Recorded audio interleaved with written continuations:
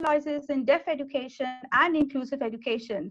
And he has, together, we have a lot of ongoing projects, as I mentioned a little earlier, with Bangladesh, South Africa, with Nepal, and with Calcutta, with Delhi, the International Institute of Adult and Lifelong Education.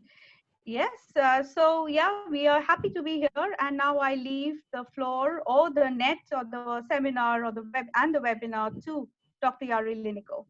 If I have missed out, Jari, anything, please just fill it in for me. Okay, yeah, thank you, Khaleda, and thank you inviting me here to this webinar.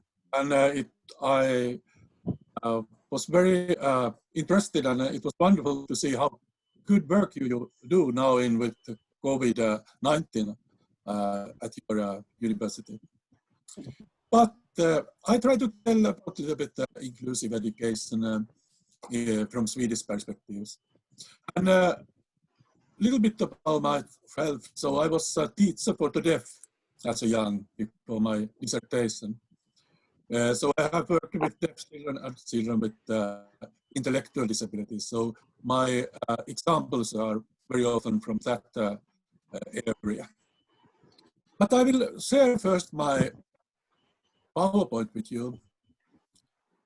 Let's see. Start sharing. There is it. There is PowerPoint. Yeah, I think it has started.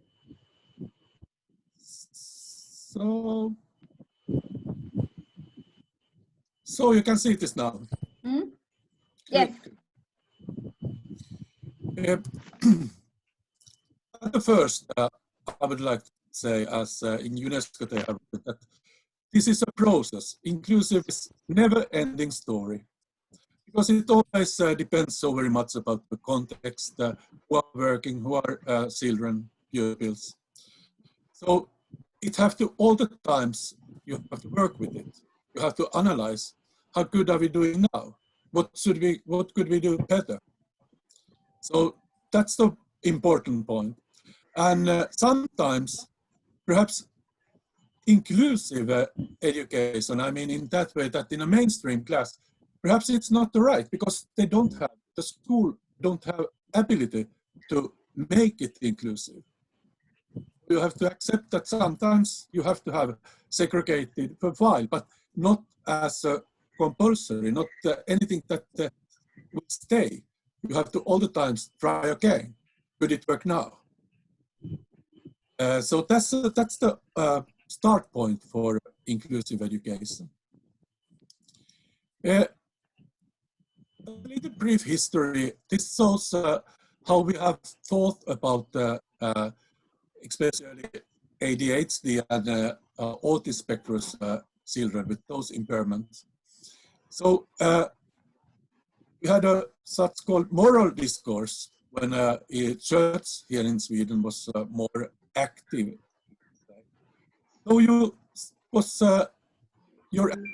these children was more that it's there. They are naughty, they are lazy, they are not okay. So it was more punishment that you thought that could help them. In the early 20th century, we got more medical perspective. And then you started also to make you test what's the level of the intellectual level for whose pupils. So that's why it was more called about those as an idiot, imbecile, and those terms. But anyhow, now it was depend on impairment and not as a laziness or some kind of wrong attitude whose kids. 20s, 60s, I mean, it came more this kind of different social aspects would make it problematic for pupils. And this nowadays, it's more okay, medical neuropsychiatric. So you have all these kind of different diagnoses, and unfortunately, in Sweden, it's also that schools and headmasters need to get these kind of courses, because in that way they can get a little bit more money to the school. It's also used in two ways.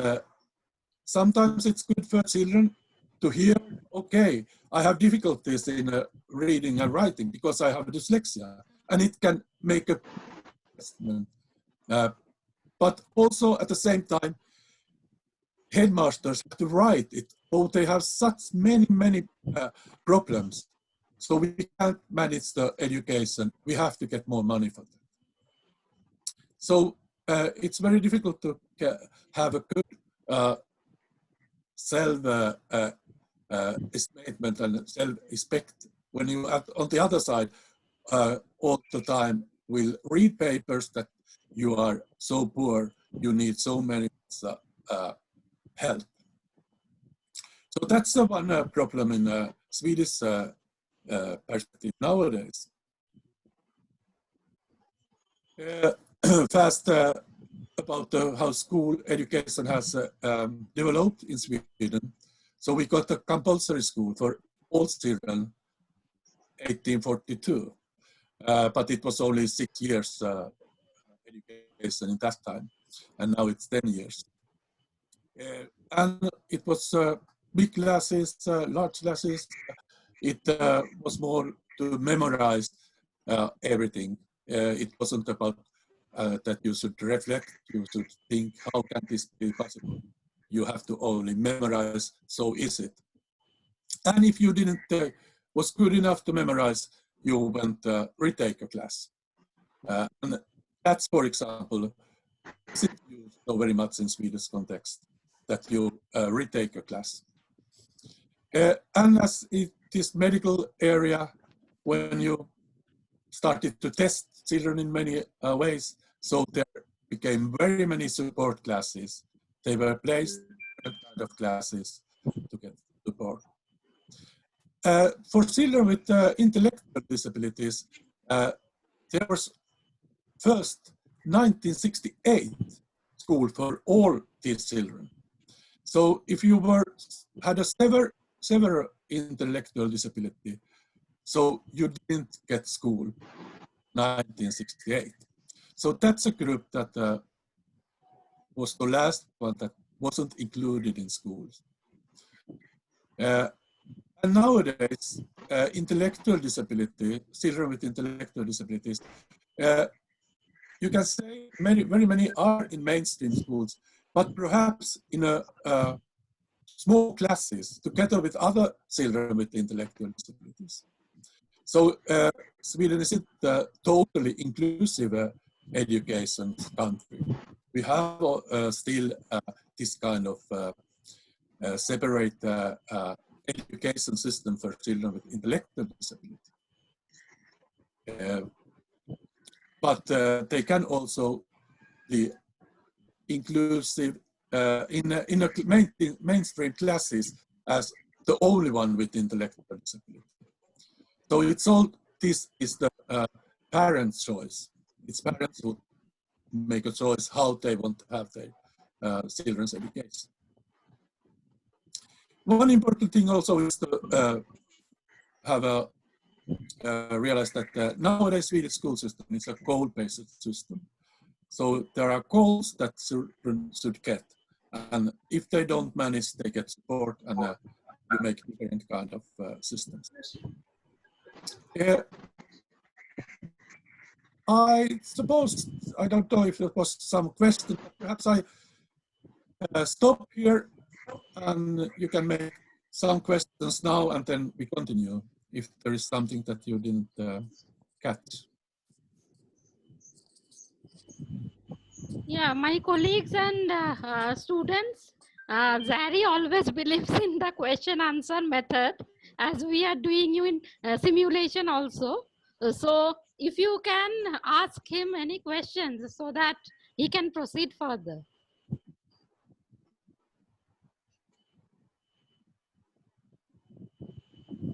Anyone who is having any questions? You can take questions, or we can take questions when we end this also. So perhaps Yeah. when you are I think recording it Zari, also. that would be better. That would be better, I think. We do so. It's sometimes a little bit difficult to listen one who has such kind of access as I have. I have a Finnish language, my mother language, so my English is influenced very much with that. So that's why I thought that perhaps if it's something that you really don't understand, so perhaps it's good to try to. No, I don't think, ma'am, is it understandable? Can we, is it so that Zari is feeling that we are not maybe understanding? Okay. So, and what our system in Sweden, how it has made? It has, of course, these conventions of the rights of the child, and it's a law nowadays in Sweden. And it influence also education law, and then you have curricula syllabi, and they are on the higher level, that the government level, that you make those. Then you come in the municipality level, and there you make a work plans. And then every school in the municipality make their own work plan. And for individual, you get the individual development plan as a student, as a pupil. Every semester, we have 2 semesters, springtime. So you get an individual development plan, which you make, which you write together with your teacher, parents, and you as a child. And here in Sweden nowadays, it's just a very strong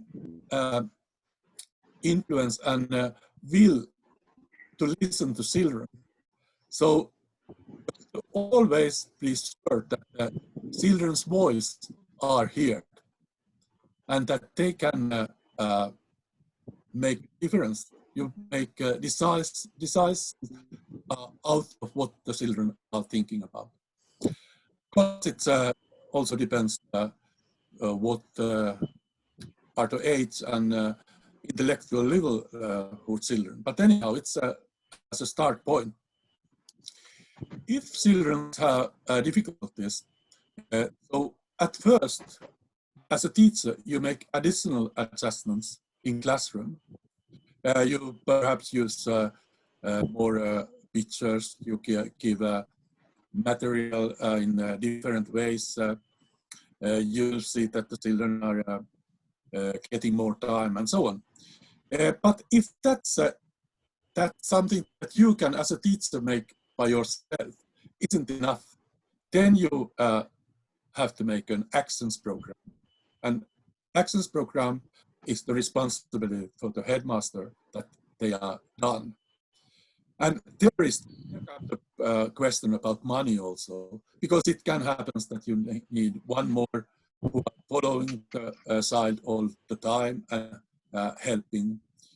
So these actions program, they can describe the children also in very, how I mean, not bad, but negative ways, because they need it so that they get more money. And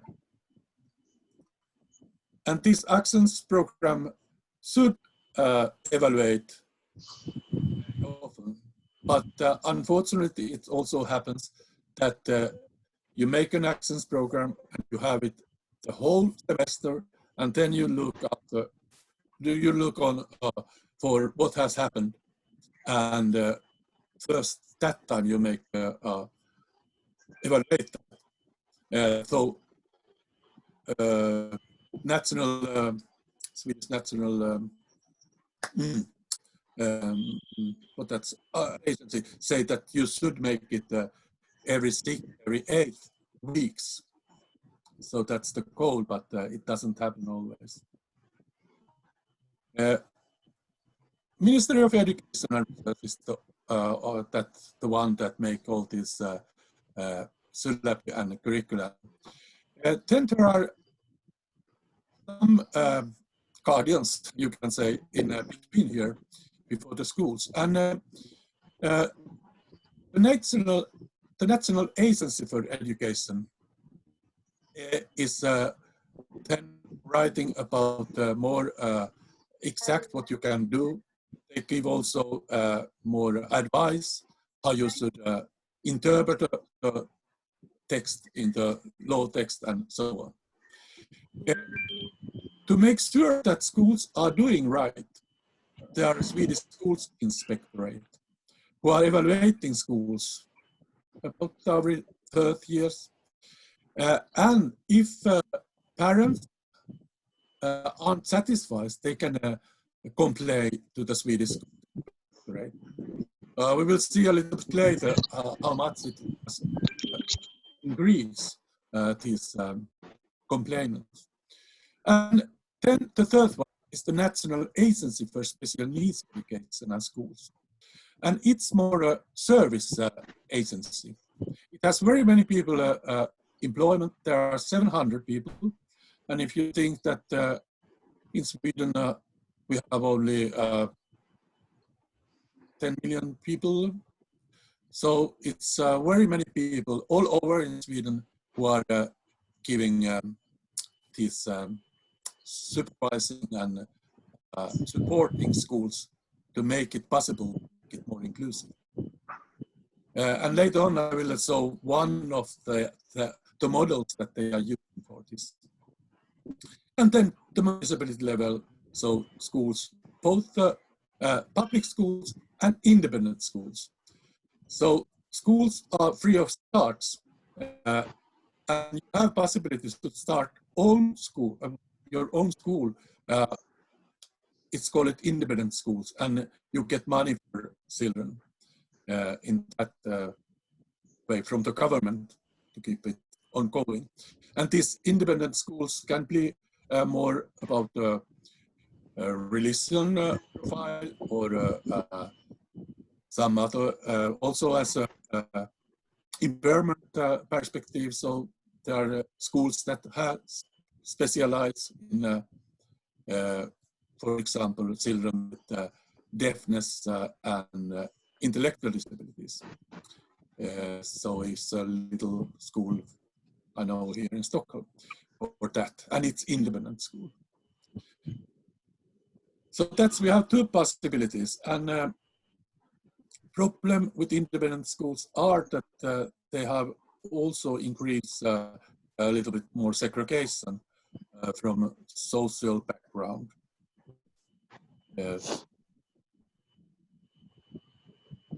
Those are most important chapters in a school law.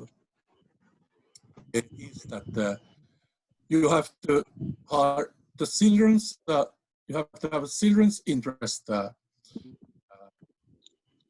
first of all, and all pupils shall be given support and stimulants so that they can develop as far as possible. And it also means children with our high level children, so they should also have a support and stimulants. So there are laws that say about this, and these chapters are needed when parents are complaining to the inspector. Now they don't do this, so one of those. Individual education plan. So individual education plan, it was for children with some kind of difficulties. And it was very interesting that it was increased very much at one time, but now it went a little bit more down. So that there are about 6% of all pupils have individual education plan. That it went down so much, it was because we started with this first level that you have to make adjustments in a classroom. Before that, everything, all children get individual education plan if you make just a little bit small changes. But as I told, it's not so happy situation, because these orange stables action program, individual education program, so it's the same. So there are very much reports that it doesn't work, and about half of these get rights. So schools inspectorate will complain to schools and say, you have to change your education, you have to make it better. To report or complain about additional adjustments isn't so very high. But this one is really problematic nowadays.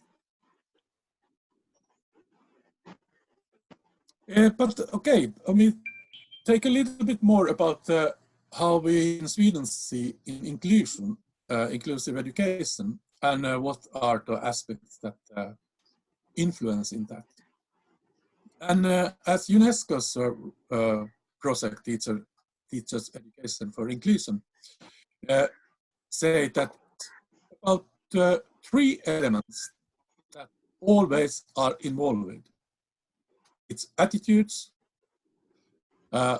What are your attitudes to the children with differences, variations? It's about knowledge.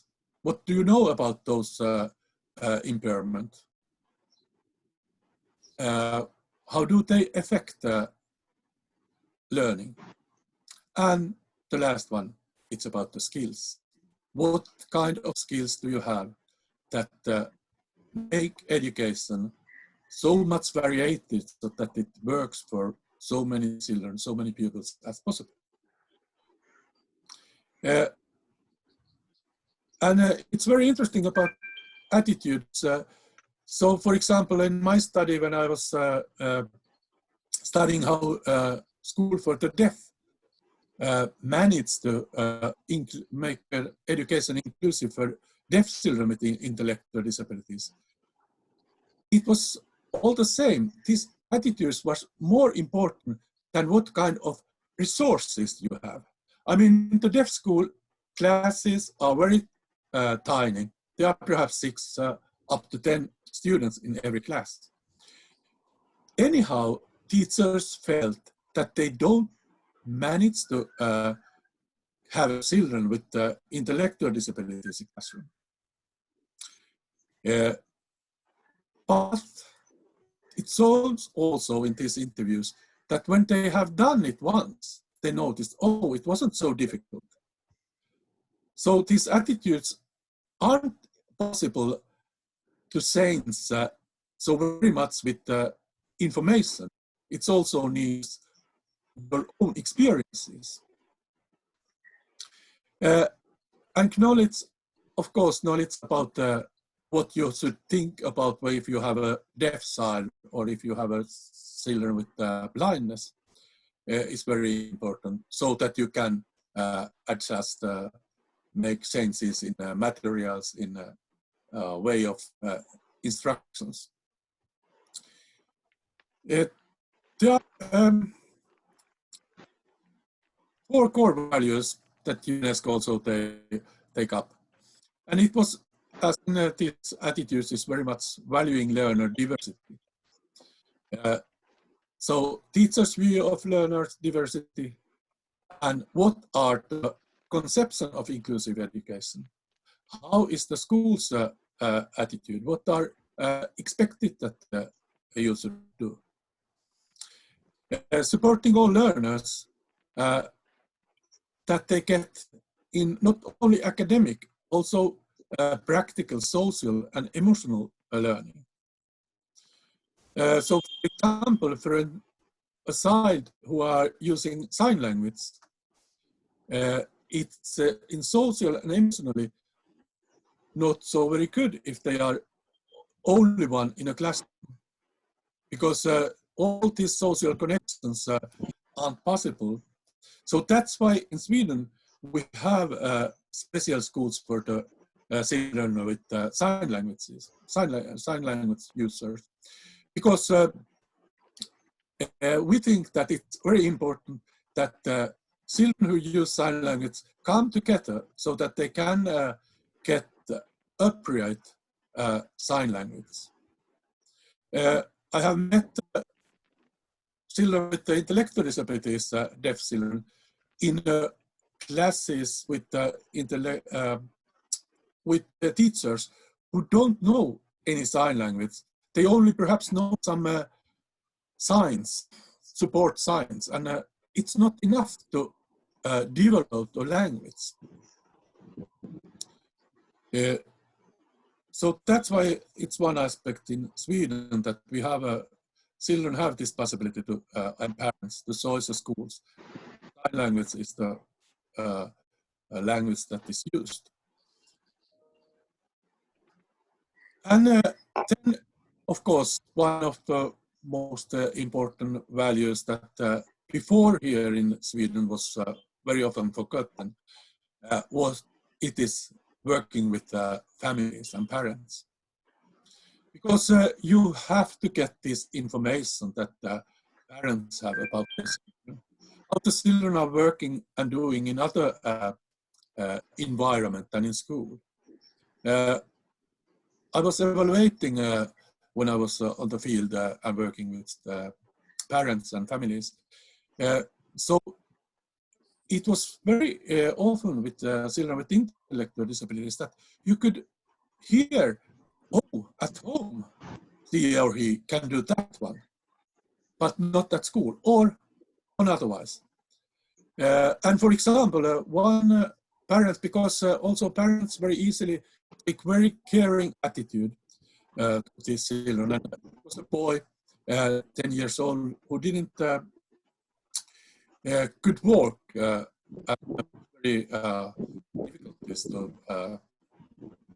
in her physics. So parents were carrying him all the time. And then we were evaluating and working with him. We also recorded it, video recorded, and we didn't help this boy so very much. And he could come up with help of chairs and tables, and parents was amazing. Oh, can he do that? They hadn't ever expected that, so it didn't happen. So it's also expectations when it's children with intellectual disabilities. It very often happens that we have for low expectations. And the teaching will come more caring and not education. And of course, then you need other educational professionals to gather and to understand the problematic. Because, for example, it was one deaf-blind boy who we were working with. And he, now I don't know how I can show it, but he did very often like this.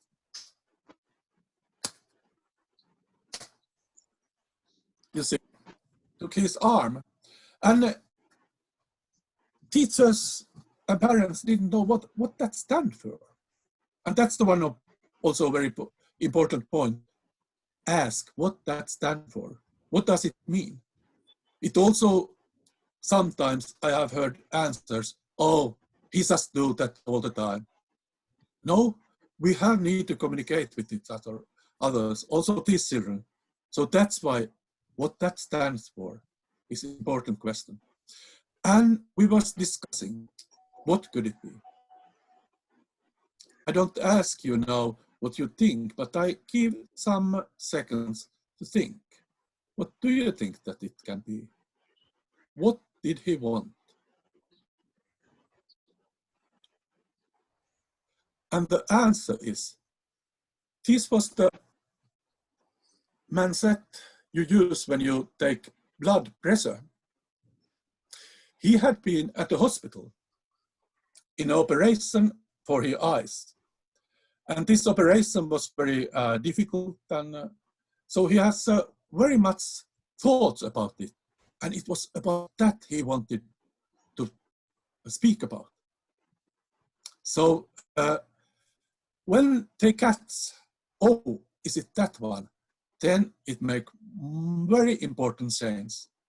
He could tell all about the pain and what did happen and what was so difficult. And then, of course, as I told, skills. So this professional development is the all the time ongoing process. And for that, you have to be a reflective practitioner. You have to think, what went good? What could be better? Why it did so? Why it went so? And of course, it's very interesting to analyze in countries all these cultural differences that make it different. And there is only, I wanted to show these, and you can read, they are in the references, so you find more information about these. But the last one, learning studies, it's a very good way to analyze what are the critical aspects in education, in what is difficult for the children to catch. So it's one of the learning studies approach is one of that we use very much in education, in our specialty education. About this national agency for special education needs and schools, that's supporting for schools and teachers. So they have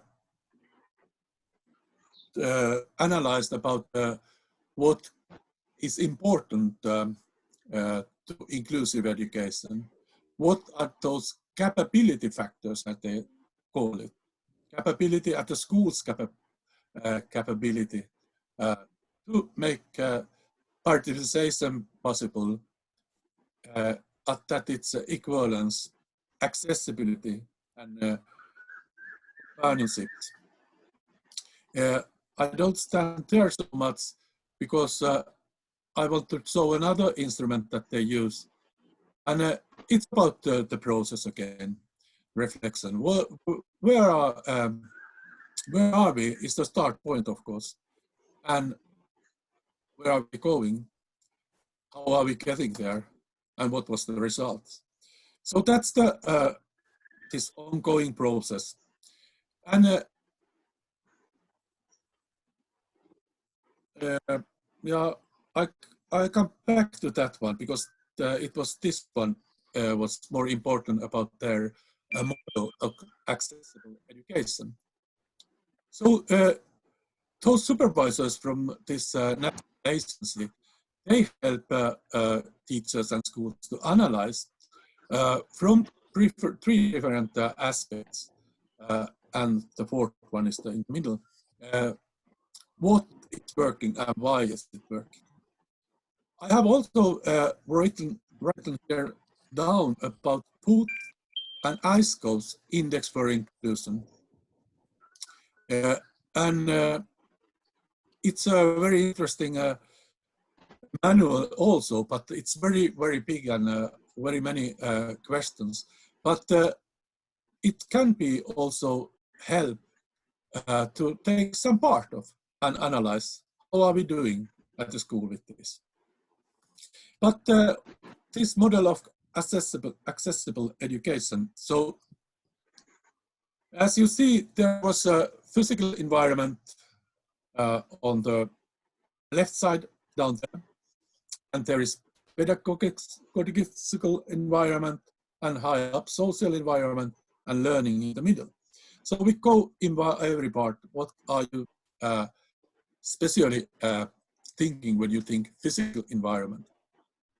So there is a manual with several questions and in every area, but it's all this physical room for learning. How is it working? How is it auditory environment, visual, and also air environment and what possibilities is outside environment. And for example, in this auditory environment, so there are research that has shown that it was some what that's now called. Oh no, anyhow, but it shows that if they are very much loud. Oh, Khaleda, now I forgot every word in. It's worse if it's very noisy environment. So it take very much capacity from our working memory. And one place where there was very much airplanes flying all the time, and then the Saints closed down this airplanes area.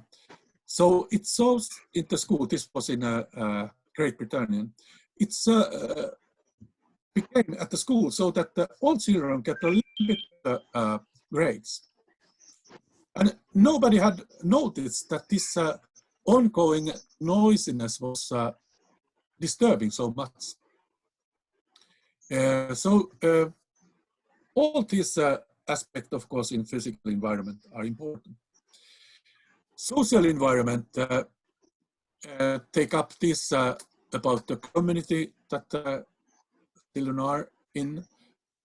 How is the context? Is it understandable? And in some ways also, for example, when you get children with other ethnic background to Sweden, so there are very many questions that they don't know. Oh, why do you do that? What's happening there? So all this kind of support is important. And activities outside of the school, I mean in the spare time, what kind of possibilities there are. And also attitudes, as I told, is very important. So have a norm criticism and discuss what kind of attitudes. And in pedagogical environment, so these are those that you look for and analyze how it's working with the scaffolding teamwork. So then is this part of conditions for learning. And now I go back to the participation, because that's very difficult to analyze sometimes. But as you see here, there are, from some researchers, they say that they take up 6 aspects of participations. And 3 objective aspects, what are very easy to see. Belonging, are you in a group or are you in segregated group? Accessibility, what kind of material is used? If you are blind, do you get interpreter who are explaining what's happening in classroom? Or teacher make it possible to understand all these sounds and what's happening? Do you have co-activities, or do you do some other activities when mainstream students are doing something? So these 3 objective aspects are very easy to analyze and see. But then there is also 3 subjective aspects that you need to hear children, their voice. Do they feel that they are recognized, that they are accepted in a classroom? Do they feel that they are involved in activities? And how is the feeling of autonomy? Do they have that? It's something that you can't know if you don't ask children. And then in other aspects, how do you ask children who are very young or who are have intellectual disabilities? also what are allowed to say at the school.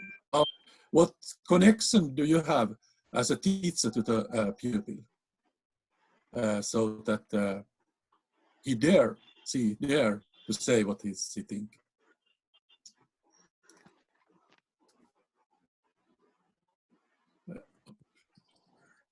Other things that are language and communication, I was in about deaf education, why we have that kind of arrangement in Sweden.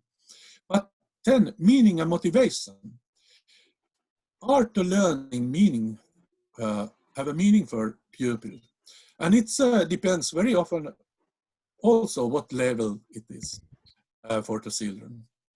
You can't, when I was a young teacher, I thought, yeah, you have to learn this. Okay, and why? Yeah, so that you can get to the university when you are older. 10 years old kid can't have that as a goal. So it has to be meaning also in everyday life in their learning. So these are aspects that you can analyze to get more inclusive education. The one other that I used in my studies that I found very useful is this Engström's model that analyze those different kind of parts. It's nearly the same as those others, rules, community, how you division of labor. So anyhow, what I want to say, it's very important that you have some model that you can make a structural analyze. What's working, what's not working, where is the problem? So it's always needs a first analyzed before you can go further. Engström's model, it's built in a historical activity theory, if you somebody are common with that. So it's from that part.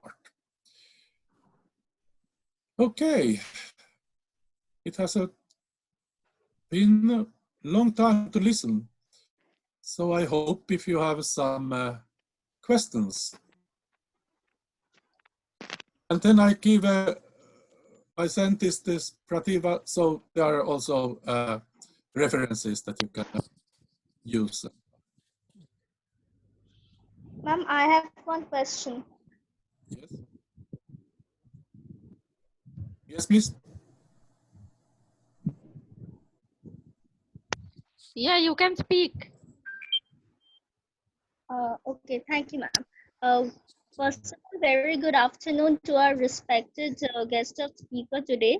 And with due permission of all my teachers, I have a question that when being a sociology student, so hello? Yeah, continue. Was breaking. Was breaking clearly. Your voice is breaking. Yeah. You can get more and get her voice to hear. I didn't catch the question. Is it audible?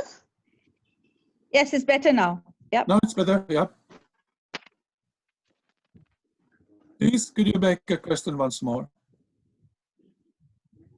Okay, I just What have is a question that we have different types of government policies in India, especially like SSA, which is the Sarva Shiksha Abhiyan. Due to these policies, nowadays primary schools are facilities for special social disadvantaged students. But there are much less schools where physically disadvantaged students are included. So is inclusive education encompassing the concept of including these students too? Yes, all with physical impairment, these students are in mainstream schools here in Sweden. And also children with blindness are in mainstream education. So the possibilities to not to be in mainstream schools here in Sweden is only for children that have sign language as their first language, or children with intellectual disabilities that can be in small groups, small classes in mainstream schools. Thank you, sir. Thank you.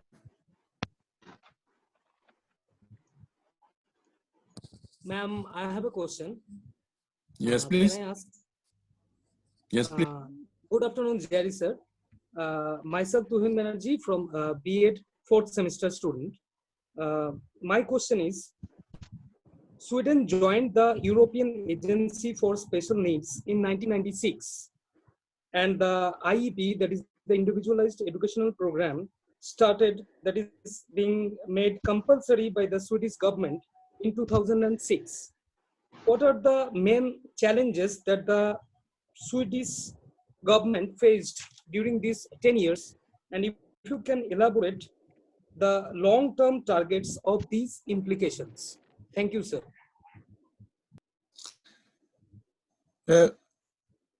Now I didn't quite understand. What was the time period that you was talking about? Sir, the implications that had been started in 1996 when Sweden joined the European Agency for Special Needs, Yeah. and the individualized education program that is being made compulsory by the Swedish government in 2006. What are the main challenges that is being faced by the Swedish government in these 10 years, that is 1996 to 2006? Yes, the main challenges, of course, is teacher education. So special education came into teacher education as a own course for all teachers. And for example, here in Stockholm, it's given by us. But it's anyhow, it's not so very many credits. So it's not enough. But that's the one main point, that how do you get teacher education so that it make it possible? The other question is about that, as I told, that it's at the municipality level where you get all this money and to the schools. And schools are one part of the activity that the municipality has. So it's also all these older people and that kind of service that needs very much money. It's about water and electricity and everything like that. So that, as I told, is also a challenge that how you get money to those schools who needs more support. And we have struggling with that and trying to find a better way to deal all this so that the money comes to the place where it's needed and not same money, same amount of money to everybody. Another thing is that, sir, if you can enlighten us with the long-term targets of these implications that are being made by the Swedish government.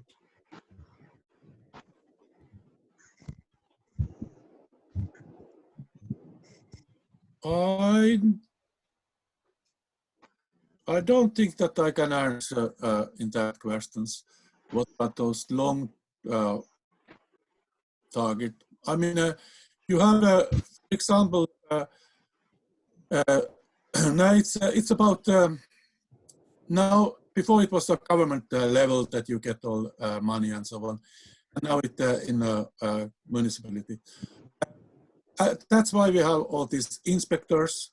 So one target is, of course, that you are controlling more what's happening. And it's also problem because it makes much more bureaucracy in the system. And the other one, that it's not only children with special needs, it's more totally inclusive education, is the problem with the school segregation.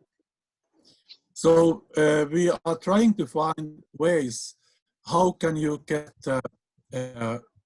more inclusive society totally. Nowadays in big cities, for example, Stockholm, Göteborg, Malmö, those three big cities, there is a very big segregation also. So people with other ethnic background are living in special areas. Schools there are only with children with other ethnic background, not so many Swedish ethnicity. So that's also a big, or one of those targets for the whole school system.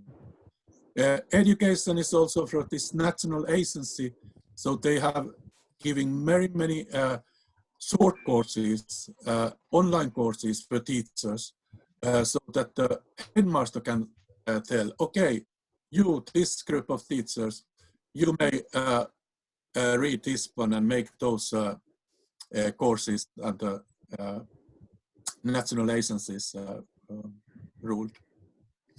So education, segregation are those biggest targets. And of course, because that's follow with segregation, is that also this area, children don't get enough credit so they can continue to the secondary school. And then they get an individual adjust education in secondary school, and that means that it's not possible to get to the university.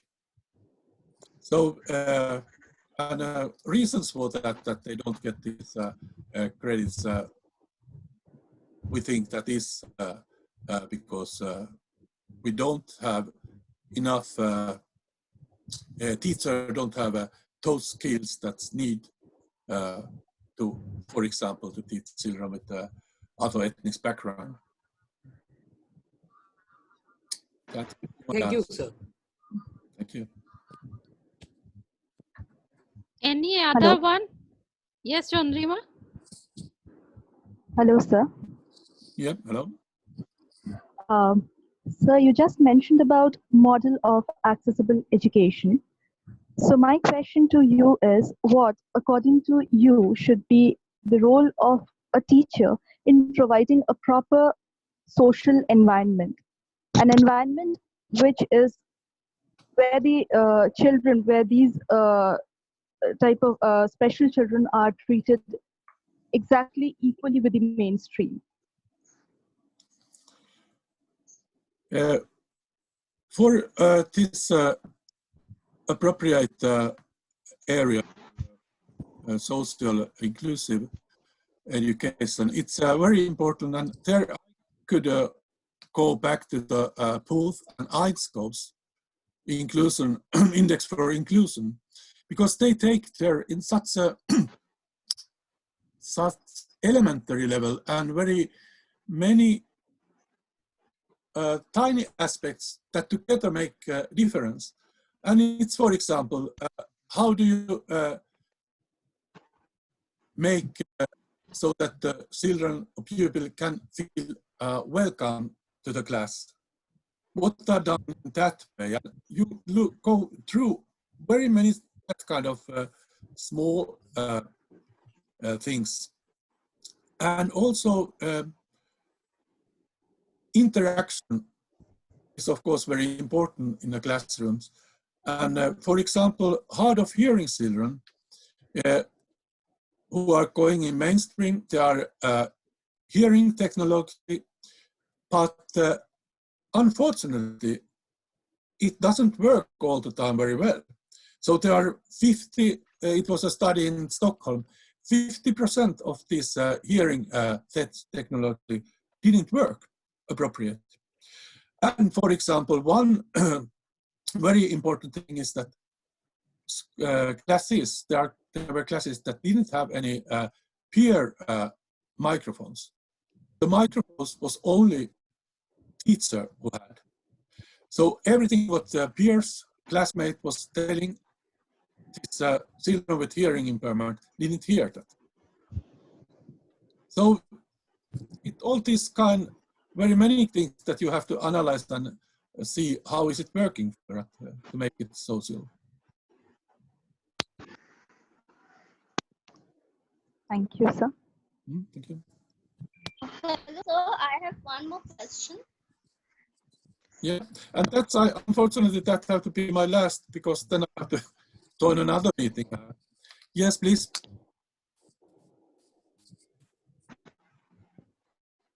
Any other one other than Shreyoshi, because Shreyoshi has already asked the question. So as Jari is having a meeting just after a while. So anyone other than Shreyoshi, he or she can ask Jari. And if anyone is not having any question, then Shreyoshi can always ask. So Shreyoshi, you can go ahead with your question. Thank you, ma'am.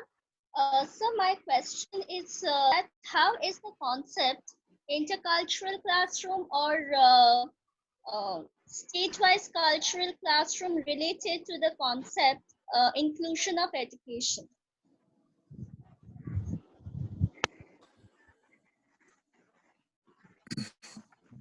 Yes, it's one thing that is good here in Sweden is that with another language, mother language or first language than Swedish, so you have right to get 2 hours education in your own language or about in your own language, and then also to get support on your first language. So that's something that headmasters have to arrange for children with other ethnic background. But then, as I told, it's also a question about what are the total environment, and if it's very segregated, it makes its effects. So there is a big work for us to do.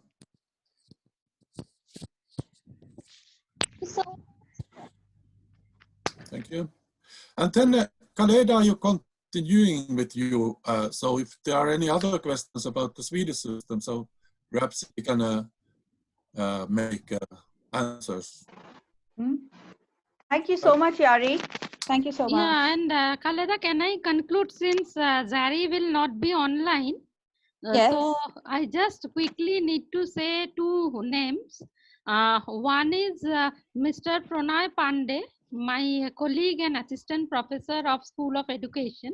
He is also the coordinator of this program. This is to you, Jari and Khaleda both, as Jari will be going offline. That's why I'm quickly saying that.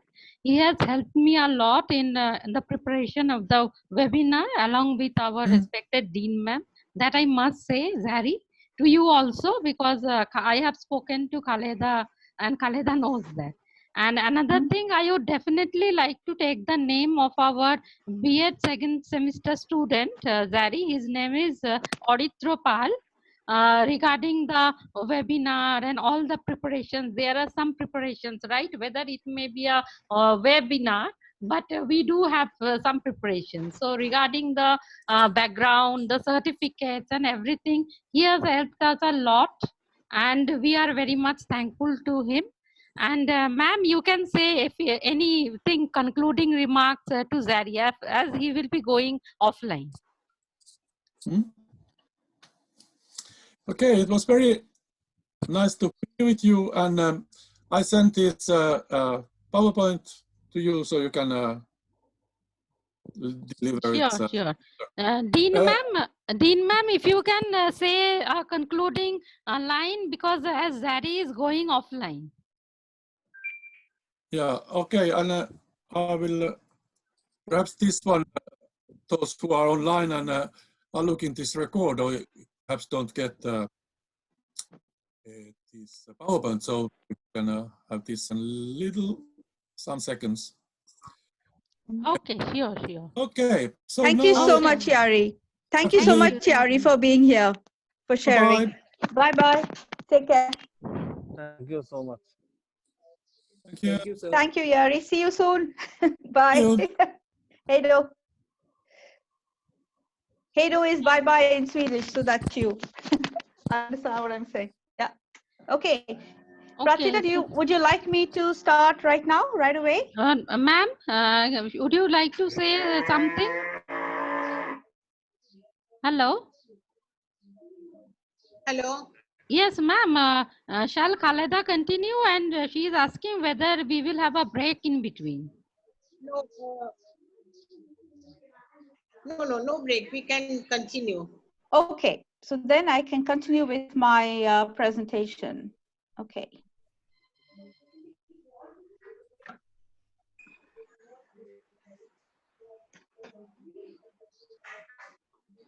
All right. Is it visible to everyone? Yeah? Yeah. Okay, great. Yes, Yes, ma'am. All right, great. Okay, good afternoon, everyone. My name is Khaleda. Good afternoon. My name is Khaleda, and I have been working at the Department of Special Education for the past 3 years. And prior to this, I was a student at the Department of Education. And this is my thesis that focuses on India. It is a comparative study between 2 regions in India. And I thought of sharing this to you because I think the context is it's known, it's familiar. And I would like to see how I would also like to kind of incorporate and for you all to compare and contrast with your own basic knowledge of the situation in India, because this has been done in 2 districts in probably Prarthita, we could mute participants because then I can't hear myself. Yeah, thank you. Yeah, what I would just to continue what I'm trying to say is being a student of comparative education, it has been my interest, and it is an ongoing process. Even though this study was done 5 years back, prior to the Sustainable Development Goals, that is which you are familiar with, it is ongoing because now this study is changing its form and bringing in special education into it. So I will continue without further delay. My focus was, how has adult literacy impacted the lives of women in rural India, right? In other words, how have we engendered the gendered context? And what is the impact? Why is literacy so important? And these 2 case studies have been conducted in Bhilwara district, Rajasthan. Bhilwara is one of the most backward districts in India, in Rajasthan, and Howrah district is again, and the contrast was interesting to see how rurality, the rural context, how the rural connotations differs depending on the state or the region that one is residing in. Just to give you a brief structure and overview of this webinar, the part 1 is basic or general information, the national framework in India, schemes and policies related to women. I will just go through this. I will not dwell on it for a very long time because I would like to focus on the second part, which is the fieldwork itself, right? An overview of the fieldwork at Bhilwara and Howrah. What is the interview guide? I would just like to touch on the main points in the interview guide. What are the main themes or the thematic areas and why did I choose them? Then reflecting on the pilot study, I will briefly mention, not going to the detail, state profile, Rajasthan and Bengal, and why did I choose Bhilwara and Howrah, and what is empowerment, results, what are the comparative elements, and perceiving education for rural transformation as. Now, what I would like to add also before I begin, that my thesis was kind of incorporated in a project that we had started taking up the UNESCO mandate, the UNESCO section that focuses on education for rural transformation. And we wanted to see how education is transforming gender, how education is transforming gendered spaces. So my thesis was a part of this ongoing project, which has been and is still being continued from 2010 and ongoing till now in other parts of Asia, that is Thailand, that is Vietnam, in Taiwan, in India, in Sri Lanka, and also in Africa. So this is one of my contribution in this project was my thesis that focused on gender, whereas the participants that were engaged in this process, in this project, they focused on teacher education, teacher efficacy, well-being, and so on and so forth. Okay, all right. So what I would like you all to focus on or think about is we are living in a world of rapid urbanization, right? And the world is changing from rural to urban. But what is most important to keep in mind is the poverty, the state of poverty is not going to change. By 2050, 90% of the world, this is not here, I'm just talking about giving you a background, is by 2050, nearly 90% or 80% of the world is going to become urbanized, right? But the face of poverty is still going to remain because poverty will not be eradicated. It will just change names from rural poverty to urban poverty. And as we know, most of Asia and Africa, the regions are still home to 90% of the world's rural population. And just to reiterate, an increase in urban population does not imply a reduction in rural poverty. And this is what is most important. It's fundamental. It's imperative to keep in mind that whatever we talk about, education, transformation, gender mainstreaming, engendering spaces, if the face of poverty is not eliminated through education, it's going to be a status quo. All right, since this thesis or the field work was carried out before 2015, that is, it was when the SDGs of the Sustainable Development Goals had not come into force. So the international mandates that I had looked into was the Millennium MDG goals, education for sustainable development, and education for all. However, if I kind of scale this thesis, let's say it was carried out 5 years back and almost at the end of 2014 and spilling into 2015. And if I substitute the MDGs with the Sustainable Development Goals, let's say, okay, you're familiar with the SDG goals, right? 2030, yes? Everyone? You know what the Sustainable Development Goals are. The 17 Sustainable Development Goals. And when you look at the 17 Sustainable Development Goals, goal number 4 is focusing on quality education, right? But we need to keep in mind that each goal is interconnected, is interrelated. You cannot talk about gender equality. You cannot talk about quality education if there is poverty, if there is hunger, if there are no communities, if there is no inclusive communities. So one thing, when you look at the SDG goals and you look back on the MDG goals and education for sustainable development and Sarva Shiksha Abhiyan, education for all, we need to understand, policymakers need to understand that we have to work from kind of eliminate it from the root. If you eliminate poverty, people will send their children to school, whether it's boy or girls. They will have the right to education. As long as you have poverty, they would prefer, especially in rural areas, which is accentuated in rural areas, they will prefer to send their children to work, of course, because they need 3 square meals a day. So these are some of the things that we need to keep in mind when we look at gender equality. Okay, The Indian National Framework you are familiar with, so I'm not going to go too much into it. Somebody had just one of the participants had mentioned the Sarva Shiksha Abhiyan. We have the midday meal scheme. Then we have the women and child development and quality education. We have a lot of national framework, and the government is doing an amazing job. But there are certain areas that we need to be far more proactive as far as the population is concerned. Now, when I was hearing, like when you heard Jari and you compare and contrast Sweden, we must understand that Sweden has a population of only 15 million at the moment. Entire Sweden can come into Calcutta and reside there. So the population is less. So that is why the resources are more. But in India, you know, with this boy child favorite or the boy favorite and the girl child is often kind of aborted, or there the female mortality rate is very high.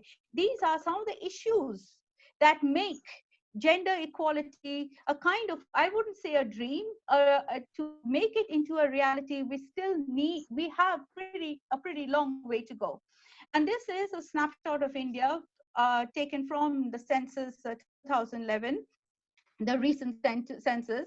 And what I would like you to focus on is the literacy, 82.14, and male, and female 65.46. And the other two areas I would like you to focus on are the scheduled castes and the scheduled tribes. Okay, we are going to come back to this. Okay, now my field work was undertaken in Bhilwara district and Howrah district. Okay, just the key highlights. In Rajasthan, the literacy rate for female is 47.76. Again, this is taken from the census 2011. In West Bengal is 66.57%. In Rajasthan, you see a higher kind of concentration of scheduled tribes, which is 8.9. And in Bengal, you see a high concentration of scheduled castes, which is 10.7. Now keep these figures in mind, because I'm going to kind of come back and go into my presentation about my fieldwork, which I will be kind of connecting with the literacy and the scheduled castes and the scheduled tribes. All right. Now, why did I choose Bhilwara district and Howrah district? It's off the beaten path. Language proficiency, it was easy for me to converse, to communicate in Hindi and Bengali, right? Because I am from Bengal, I speak Bengali, and we have Hindi also as one of my languages. You have the second language skills that you need. For me, Hindi was my second language and Bengali was my third language. And if you know Hindi, as you are aware that in northern India, you can get by because the Rajasthani dialect is very, very similar to Hindi, and I could understand that, and all the respondents could communicate in the Hindi language. Accessibility, yes, prior to that, I had done my field work in pilot study rather. I carried out my pilot study in Araku Valley, which is in Andhra Pradesh, and over there it was Telugu. So the problem was, one of the difficulties that I faced, not a problem, but one of the challenges that I faced was I had to rely on an interpreter, right? Now, the difficulty was, or I was not sure if my questions were being translated in the way that I wanted them to be, or whether there was the biasness of the interpreters involved, you know, in the translation process. So that is why I decided that for my main field work, I'm going to stick to regions which the languages that I can speak, because then I have control, then I can remove biasness, right? I can remove subjectivity and become more objective in my interaction with the respondents. And another thing, we must understand that Rajasthan is an extremely conservative area when compared to Bengal. Bengal is far more liberal in comparison to Rajasthan. Now, this region in Bhilwara district is, even if I am from India and even if I am an Indian, if I don't reside in that particular region, I do not have access to informants. I do not have access to respondents. So I went through an organization that works with the rural areas, with women in that region. So it was easy to be welcomed into the houses. Otherwise, I mean, I did face, when I was walking down one of these narrow alleys in Bhilwara, I was approached by the chief or the panchayat member and asked that, you know, you can't take pictures. You're not from here. But then when I revealed to him that, okay, I know so-and-so, that is why I'm here, then he agreed. He said, okay, then you have our permission to take pictures and talk to people. So this is how regions within India are so kind of locked in, that unless and until you know someone, you cannot have access to these places. And even in Araku Valley, which is in Andhra Pradesh, I was told during my pilot study that I was told that, okay, you make sure you come in early in the morning, but you have to leave the place by 2 o'clock in the afternoon. Any guesses why? Do you think? Any guesses? Why do you think I had to leave the place by 2 o'clock in the afternoon? Very quickly. Any spontaneous answers? Ma'am, can I answer? Sure, go for it. Ma'am, because maybe women were not allowed after that. Very close, but not, yeah, very, very close. Women were not allowed after that. You are right. You're 50% correct. Because in those areas, men are, they basically work in the farms, right? So they come home at 2 o'clock, and when they're on their way home, they straight away go to the local alcohol centers. What do you call them? So they are drunk. By 2 o'clock in the afternoon, the entire men of that village or that community is drunk. So they are, that is why they did not want it to take any chances. So they told me that, all right, by 2 o'clock, you have to leave the place. And one day I was 5 minutes late. And I did meet somebody who was completely drunk walking down the road. So you see, accessibility is also very important, and kind of convergence to local norms and traditions and culture. One has to be very aware of when you are carrying out research in these areas. And of course, what interested me also was socioeconomic disparity. For me, it was very interesting to see, even though these areas in Howrah is rural, okay, and in Bhilwara is rural, but the context of rurality, how it changes. Bhilwara is in interior Rajasthan, and this area in Udang, which is in Howrah district, is pretty close to Calcutta. So it is far more urbanized, even though it is a rural context. Yeah. Okay. Now, what did I want to say? I wanted to say, or rather examine, how does adult literacy impact the lives of marginalized women in these two regions? I also, being a student of international comparative education, my focus of what I wanted to project was the diversity in India, within India, right? I wanted to examine the similarities and differences in the socioeconomic context. And I wanted, number two, to identify and analyze some of the key factors that contribute to and sustain women's access to adult literacy. Three, to study the linkages between adult literacy, empowerment, and transformation in the two regions. And four, to examine the role of stakeholders and the civil society in sustaining women empowerment and transformation. The word sustaining, sustainable, is extremely important if we want our work, projects to stick, or in other words, to be ongoing and to be proactive and to be longitudinal, right?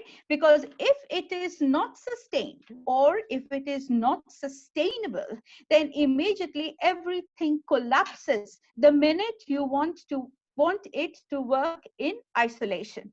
All right. Okay. Now, the comparative elements that I wanted to kind of focus on: tribal, that is Bhilwara; scheduled caste, which is Howrah. Child marriage is extremely prevalent in this region in Bhilwara.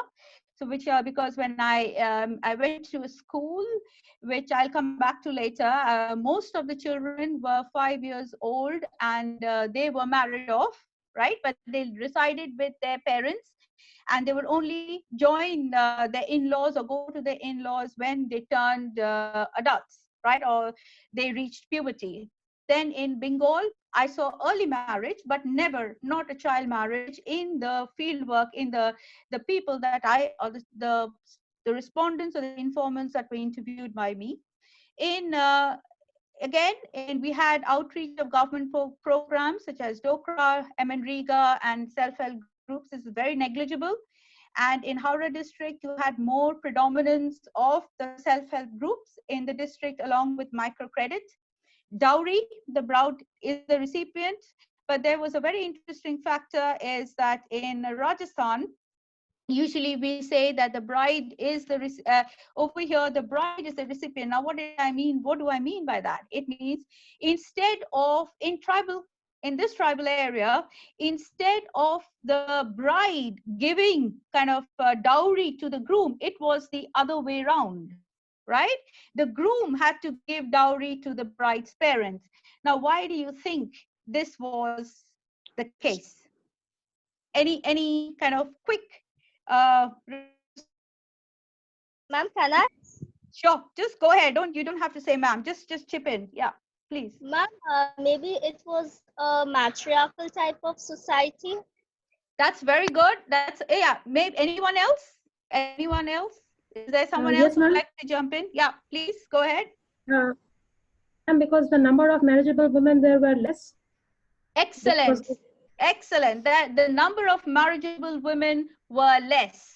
Okay, and also there was a custom in the within the tribes that in order to find a suitable bride, because of the scarcity of girls in that region, the groom had to pay the bride's parents, that is 20,000 rupees for each child, right? Each girl child. Okay, now the issue is and when I asked, but you must understand one thing, that they were all attending schools because schooling is free, isn't it? Till primary schooling is free. So they were all attending school. So when I spoke to the mother, I asked her that, do you want your, why are you sending her to school? She's already married. So she said that, no, I want her to be educated. And I did not have the opportunity to receive education because I was married off quite young. So then I just told her, I said, okay, but you are, she said, yeah, one of the reasons we take money and we get them married at the age of 5 is because, we get a substantial amount. Now, 20,000 for them is a lot of money, right? And if you have 3 children, 3 girls within the same household, so it almost comes up to 60,000 rupees. So they said, yeah, we need the money. It was as clear, as blatant as that.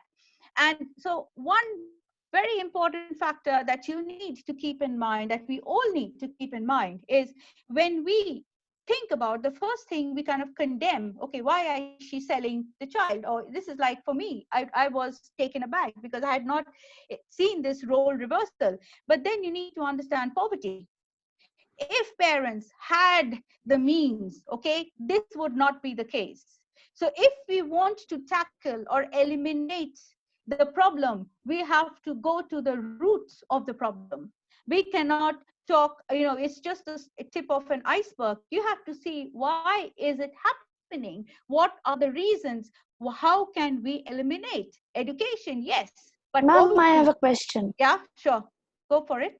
Ma'am, why is the number of girl childs out there very less? Because was it so that the birth of girl childs were not welcomed? Yes, Rajasthan is known for that, right? In Rajasthan, there is a high infant mortality, especially for girls. Girl children are, till date, they are sometimes buried alive. It is still the case, even though you don't get reports. In Rajasthan, there is a shortage of girls, and especially in these areas where poverty is extreme. So this is one of the reasons, and in tribal, this is a custom as well. Okay, and then if I contrast with Bengal, it is there was no mention of dowry in Bengal, and there was a huge kind of yes. Sorry, infanticide. I'm sorry, I can't hear you. Ma'am, it can also be due to female infanticide and foeticide. Yes, It is. Yeah, absolutely. Female infanticide as well. There are a lot of factors that are involved in why Rajasthan is, there is kind of a scarcity or a shortage of girls in this region. Female infanticide is extremely high in Rajasthan. And yeah. In that case, how this is related to this, the bride being the recipient of the dowry? If they're generally killing the girl childs, and they know, I mean, that place is known for it, so why does the opposite thing happen? This is, I'm talking about scheduled tribes. They have their own customs, the customary, they have their own traditions. So I'm not mentioning, I'm not kind of, so there is a difference. The tribes are far more lenient, but even then, you know, they have an issue. There is a shortage of girls even in the tribal area, tribal regions. So there is this issue, whether, I mean, that is when the dowry is given by, this is a custom, this is a tribal custom. So don't mix the two. The region as a whole, and I'm looking absolutely at a local context. So in this area, the tribes had, this was their custom, as to get their daughters married as soon as possible because they received dowry from the groom. Yeah, have I answered your question? Yeah. Okay, you're most welcome. All right, in Bengal is the predominance of social activism. Okay, I will come back to this again. All right, in the interview guide that I had structured, I would just like you all to kind of look at the highlighted areas: gender relations, education and learning, and transformation or empowerment. These were the 3 categories that I kind of focused upon. All right, and then you can you can go through this slide later and always get back to me. You can mail me later, but I will proceed. And if you have any questions, please let me know. Okay. All right. Now there were altogether 52 respondents.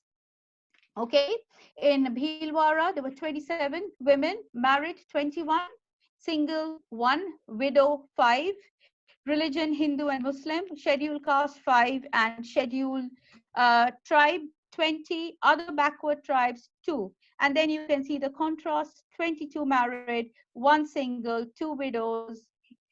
Scheduled caste is just the reverse in Howrah district, and the other OBC, it was 3, and general caste 2. Just to give you an idea, a flavor of the informants and a picture of the informants that I had interviewed. Okay, so what was transformation in their words? When most of these students, they went into a Dutt literacy class, which was organized by the community. All right, the women in Rajasthan also had their own literacy sessions with NGOs that resided close by. They held classes. So when I asked them that, what is transformation? How has the class helped you? The main points that were raised by them was, I can make my own decisions about the future of my child. Education, learning, financial freedom, help others, educate minds, economic independence, and help me to ensure better future for my children. And what is transformation as defined? Participate in decision making, education is awareness, financial independence, be the change. Now, out of all these categories, out of all these factors, the single most common denominator in both Bengal and in Rajasthan was financial independence. Okay, economic independence was the most important factor for gender equality, and literacy was one of the most important cardinal factors, especially for adults, especially for women. I'm not talking about children here, especially for women, for mothers, so that their main concern was, I don't want my child to have the same faith as me, or have the same future as me. I want them to be educated. I want to ensure that they attend schools. I want to ensure that they continue to study, even if they get married. This is Rajasthan. Even if they are married at this early age, but I will make sure that once this child goes back, she is able to continue her education as long as she wants to. And therefore, when you equate education and learning, when you see the end of education, now what we have also studied as, education as a social good, as a social benefit, for them, it was most important that education has an economic benefit as well. That is what ensured their equality, or ensured their status as equals within the household. All right. Okay. What is adult literacy? Is my voice is heard. Economic independence ensure that they are able to speak or to be heard. Education is necessary to progress in life. Financial freedom, help others, educate minds, participate in decision making. Education creates awareness. Again, financial independence, help others, be the change. So education, literacy. Now, literacy also has different, like different areas, like functional literacy, digital literacy. So over here, it is more, literacy is not only reading and writing or able to read the letters. It is also how are you using it in a on a functional capacity, that is day-to-day capacity. So for them, the functional aspect of literacy was very important, because that meant not only that their voice is heard, but also that meant by reading, by able to decipher the language coding or the word in the or the letters, it meant that they could not be fooled by other people. So, and that ensured as well the economic independence. Okay, so for them, literacy was important for economic independence, and if you put it together, economic independence meant that they could have their place in the household politics, in the household dynamics. All right. Okay. Now, over here, I will take a couple of minutes and kind of talk to you about the stakeholders. Right now, each region had a particular kind of agency. When we talk about agencies, they had empowerment. Of course, they were empowered, but they also needed agencies to help a kind of promote empowerment. So in Rajasthan, we had the Sudarshan Dio Trust. It is in the royal family in Rajasthan. What they do, they run their own business. They have their own hotels, and 2% of the income or the profit generated goes into educating the girl child. And they have adopted schools in the village, in the villages in Bhilwara, to ensure that they can kind of stagger, all right, slow down the process of getting girls married at a very early age, and to kind of ensure that they give scholarships not only to girls but also students with special needs, right, and adults with special needs. Then we have over here Mr. R.S. Kabra. Now, his organization is extremely interesting, because you see, in India, in the rural areas especially, widows are often ostracized from society.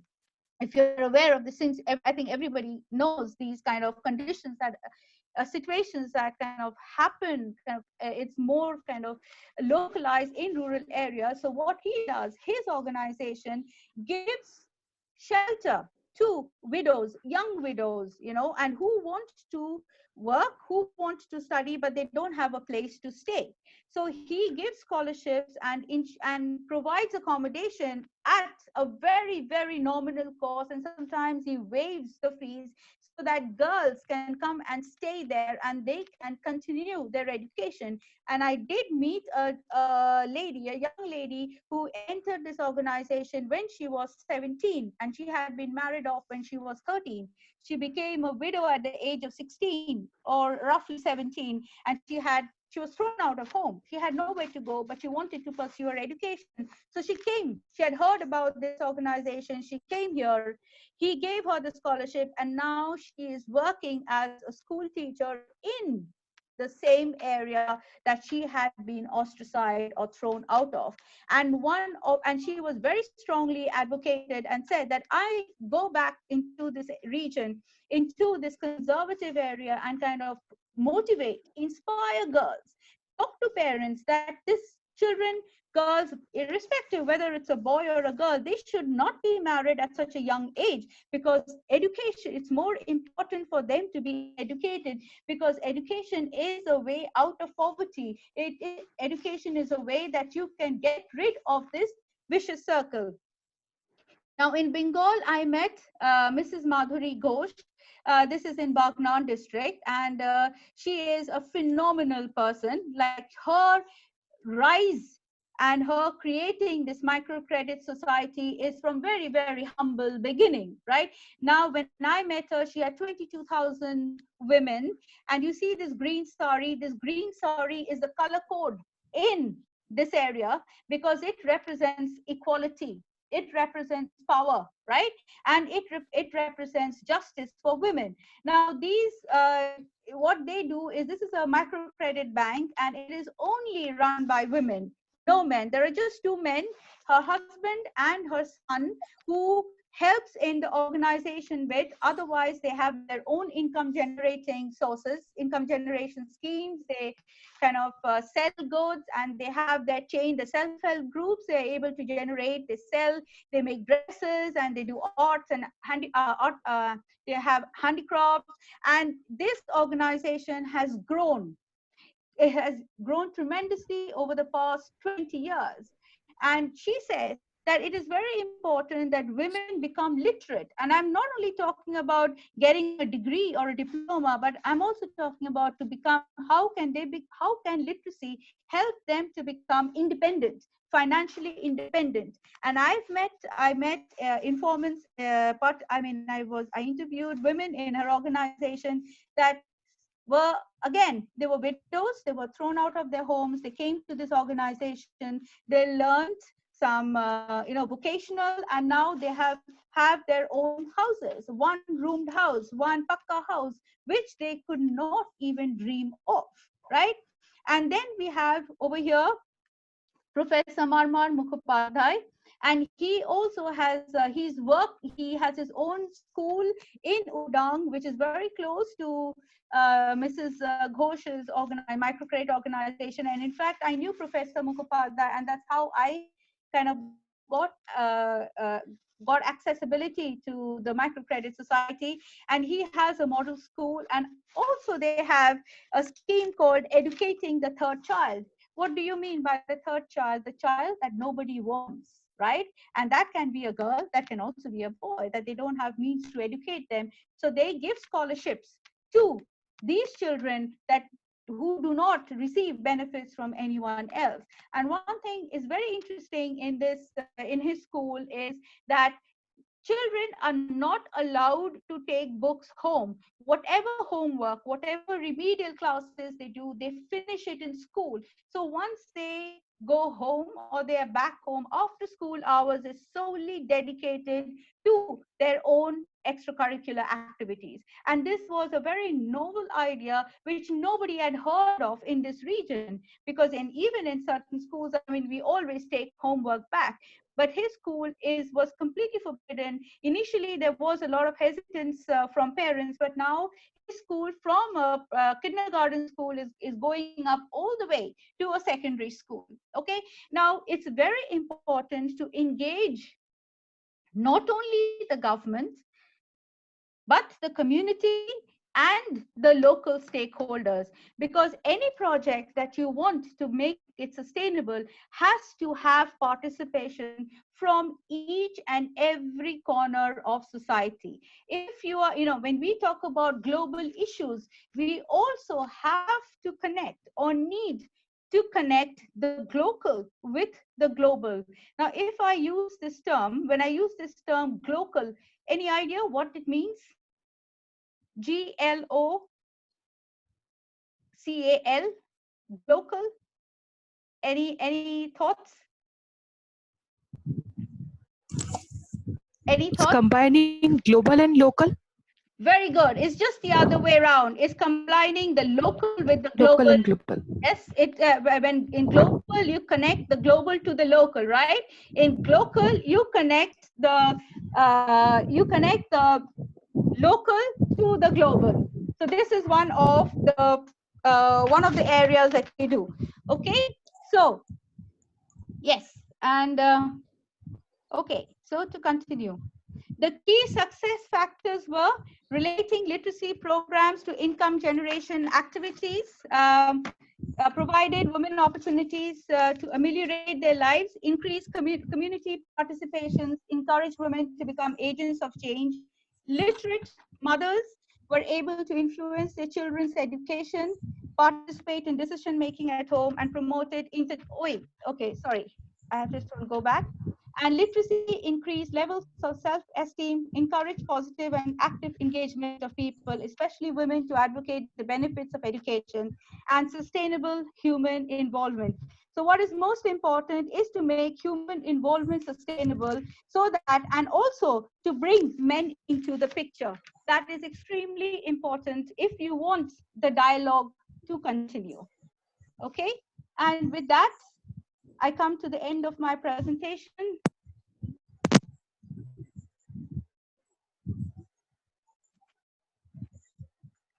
Can you hear me? Yeah, we can hear you. Yeah, so what I would like to say is that you must remember, before I conclude, I just want to add something, is that, when you talk about gender equality, when you want to talk about sustainability, when we make policies regarding, focused on women, we need to bring men into the picture. Because if you want it to be sustainable, then men cannot be isolated, right? For community participations, men have to be brought into the picture to ensure that the policies, that the programs are sustainable and have a long-term effect, not a short-term effect. Okay? Okay. Thank you for your patience. Any questions? Because there is something also, okay. When Jari was concluding his presentation, I had jotted down some points, but I would like to just kind of touch base with. Like, both presentations, there was a similar aspect, and certain points that Jari raised was collaboration, right? When you're talking about collaboration, it has to be both with parents and with the community, and irrespective of where we are located or where we are situated. It is also consistent with awareness. It is consistent with sensitization. Teacher education, because according to UNESCO, there is going to be a shortage of approximately, if I'm not mistaken, 68 million teachers will be needed by 2030. There is a shortage of teachers, not only in Sweden, but in the entire world. So it is something that we are juggling with here in Sweden as well. And one thing I would also like to kind of reiterate is, when you're talking about special schools in Sweden, it is called shared skolan, all right? Now, it depending, as Jari had said, that depends on on the child's disabilities, whether he can be accommodated in a regular school or whether they need special schools. And yes, this is basically what I wanted to talk about. And another very important factor to keep in mind is, when we look at Sweden, we think that everything works out here. No, it's not at all the same. It's not at all what we think is, like everything is rosy. It's not that. When we talk about gender equality, we have equality issues here in Sweden. Of course, they are not as intense when compared to the global south, but we do have issues where gender equality is a key burning area out here, especially when it comes to salary. Men are paid far higher salaries than women, right? And also where domestic violence is concerned, there is gender equality issues in Sweden, although there are laws that protect equality irrespective of men and women and boys and girls. But we do have equality, gender equality factors, issues, concerns, problems in Sweden as well. And yeah, so, you see, whenever, and one other thing we must also remember is, when you talk about teachers and when we talk about, awareness and sensitization, there is a huge shortage of teacher resource where concerned in both in Sweden and in India and in the rest of the world. Because now I'm just jumping from country to country, but what I would like to also put forth is, in Sweden, we have an acute teacher shortage. So what schools do is they recruit teachers who are still studying in schools. One is that they get low salary, and secondly, they don't have staff. And also now I'm jumping back to India again, let me know if you get confused. And if I go back to India, even if you have literacy, resources, there is technology that kind of hinders, because, most of the programs that come in are written in English, and teachers are rural-based teachers, so they don't know how to they don't know English, they don't know how to kind of decipher the language code. So as a result, even if you have technology promoting education, people with access or knowledge of technology, they get restricted by their limited knowledge to technology. Yeah. So these are some of the things that I just wanted to talk about. So please let me know if you have questions. I'll be happy to answer your questions if I can. Yeah. Thank you for your patience. Yes, Prarthita. Yeah, Khaleda, can you stop the screen share? I mean, yes. You can put off the PowerPoint. Yes, I'll do that. Yeah. All right. Okay, any questions? Hello, ma'am. Yes. This is Sulakshana Goswami. I have a question, but it is like a bit out of topic, but I want to know about it. When you went for your thesis work to their houses, how they behaved with you, whether they allowed you or some of them did not allow you to come into their house or interrogate that woman that no, you cannot come, or you are not welcome. That's a great question. That's a great question, Sulakshana. I was very fortunate that I was welcomed into the house because I went with a local contact. So I did not face any difficulty in that sphere. And I would just like to point out that when I went to this house in one of the houses in Bhilwara district, this lady offered me a glass of milk, right?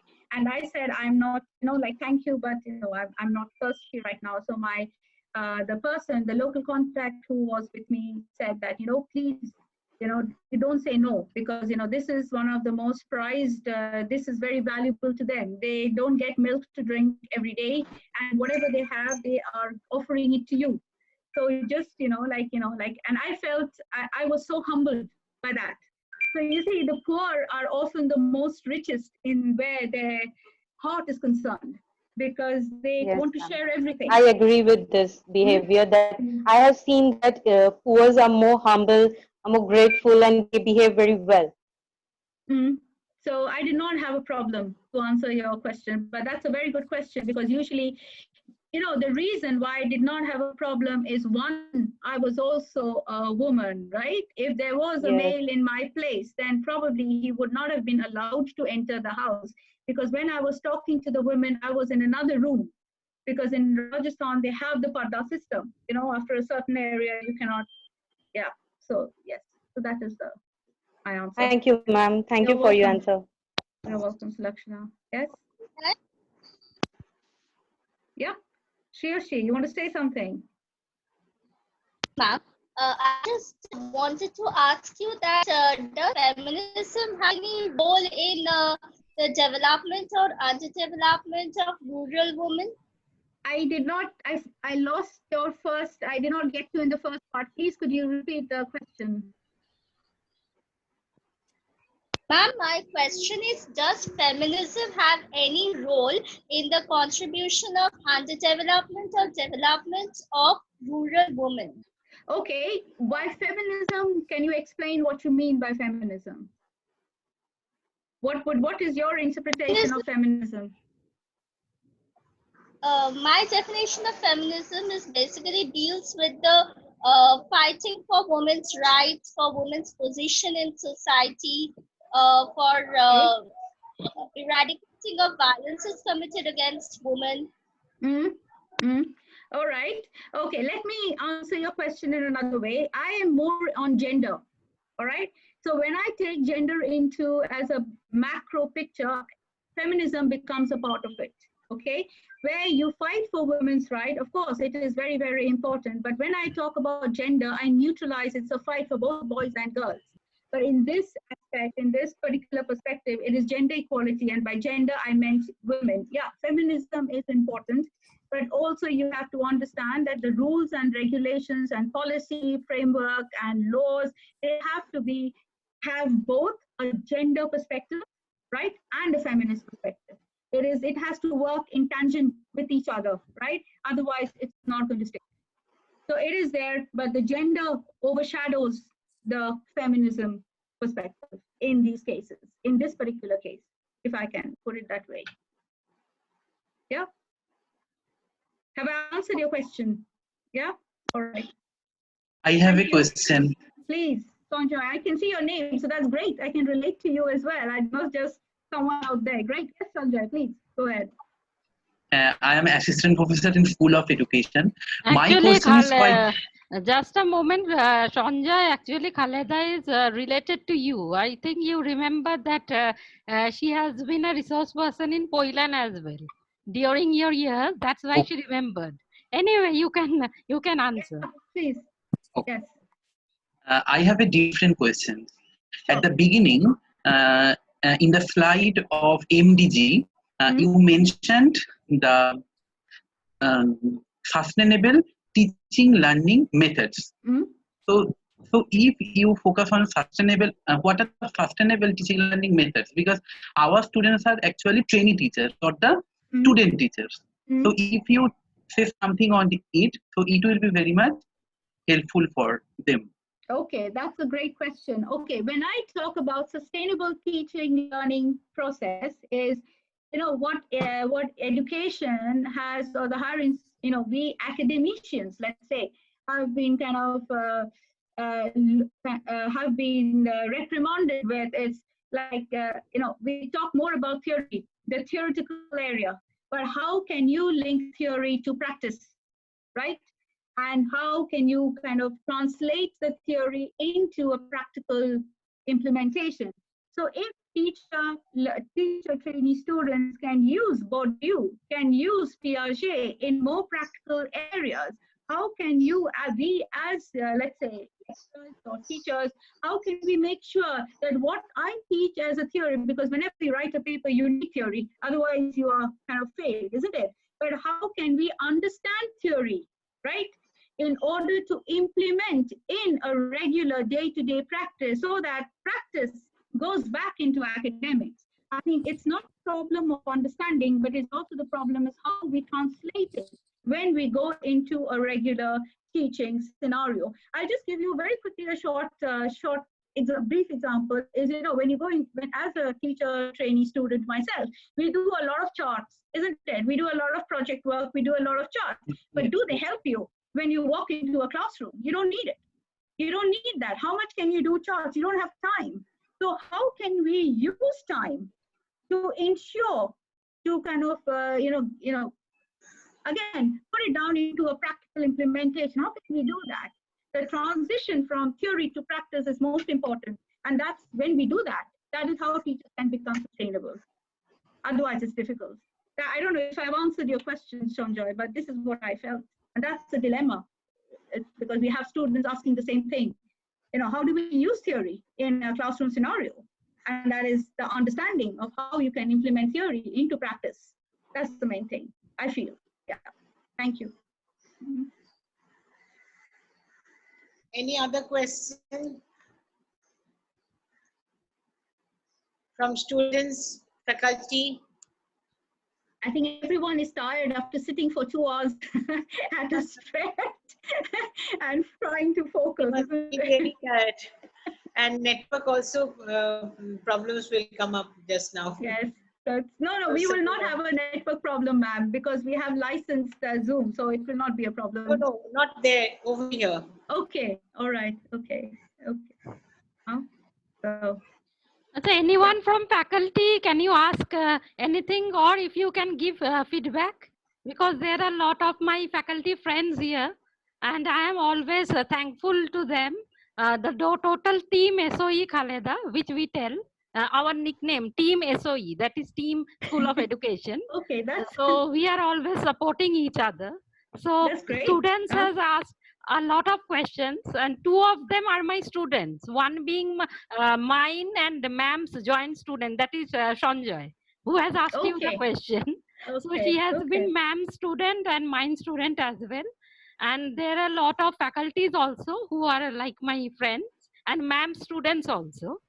So, you know, ma'am goes back a long way. So they are, most of them are ma'am students in any way. So in any case, if any of my faculties or anyone from team SOE can ask or give at least a feedback, because Khaleda believes in this question, answer and feedback system. Yes, I tend to talk a lot. So if you give me, if you keep interrupting and talking and asking questions in the middle of a session. So yeah, I hope you enjoyed the presentation. I hope it was useful, right? And if you have any questions and queries, you can always mail me. Prarthita has my email address, and you can always send me a mail. And let's see, as I said, as I inform ma'am and Prarthita, if we are successful in getting a project application, putting it and submitting and being successful, probably we can kind of Excuse me, encourage ma'am. teacher students. Yes, Lakshmi. This is Lakshna again. Ma'am, can we get the presentation or PDF what you were sharing through screen sharing? That will be helpful. Sure. Yeah, because I want to have those information also. Sure, I will definitely do that. I will send it to Prarthita and then she can share it with you. But as I was just saying, is that you're most welcome. And if you would, let's see if we are successful in getting an exchange program running, we'll have you here and us there. So it's always good to continue the dialogue. And Sanjita looks very happy. Yeah, so. And Khaleda, we are also having an international relations department here. Professor Porimal Biswas is the dean, and ma'am is also having a very good relation with him. So we are also having this type of exchange programs. And actually, due to this COVID-19, two of our colleagues, that is Mr.Pranay Pandey, who is the joint coordinator, and Mrs. Shinjini Nag, she is also the assistant professor. They were supposed to go to Braspa. Ma'am, I think Baspa University, right? That was? Yes, Baspa. Baspa University through the exchange program. But unfortunately, that was in the month of April, and they were done on a very selective basis. So they were quite brilliant, and that's why they were selected among the team. Okay. So we do have the exchange programs in the university, and if you can add on that to that. That's what I was mentioning. Yeah. If we can add on, because each university, they have their exchange program running, right? But if you can add on Stockholm University, it will be brilliant if you can do that. And if things go well, we are having a conference, as you know, in Calcutta scheduled in November. If things go well, then we can, if you go along, then I can send you the invitation. So we'll see how many of you are interested in joining us. And also just to conclude is, I think I saw your video clip on Adamas University, and it's a brilliant contribution under the COVID situation that you all have done, that the administration has done, quarantining, and the entire place quarantine has been kind of changed into a hospital for COVID during this pandemic. That's excellent, well done. I mean, we are very, very happy to read about it, and Jari and I, we were talking about it. That's excellent. It's a great job. And we need such kind of initiatives in this present circumstances. And ma'am, if you could kindly conclude with, I think that you are the best person to give the vote of thanks. That's okay, Khaleda. Thank you so much for being with us for such a long time, for nearly more than 2 hours. And we are definitely, enlightened with your valuable speech and whatever records that you have shown it to our students and our faculty. And I would also long to be with you, to meet you there at your university. I've always been moving around for conferences in other places of the world, but now I'm stuck. As you know, everyone is stuck. Yes. Now, let's hope everything will get better and we'll again come close and move about as we used to. Now, whenever you come to Calcutta, please let us know. Prarthita will be knowing, so we can invite you in our university or some place where we can meet at a common platform. Thank you, Khaleda, for being with us. Thank you so much, ma'am, for these kind words. And yes, of course, we'll be in touch. We'll stay in touch. And Prarthita, of course, as usual, will organize this and keep on.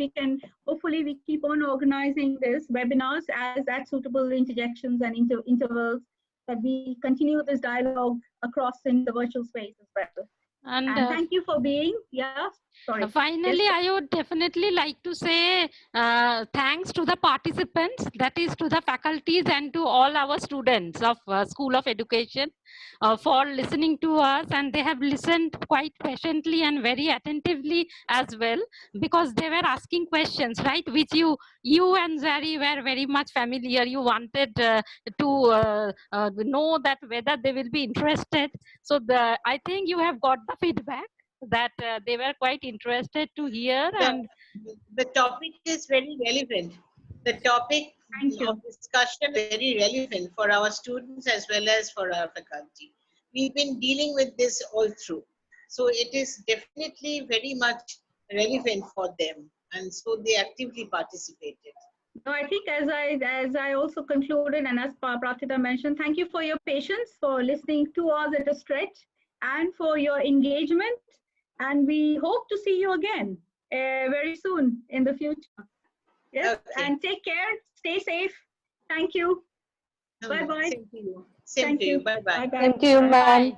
Bye. Bye. Thank you, ma'am. Bye-bye. Bye-bye. Thank you, ma'am. Bye-bye. Thank you too for being. Take care. Bye. Yeah. Bye-bye. Sure.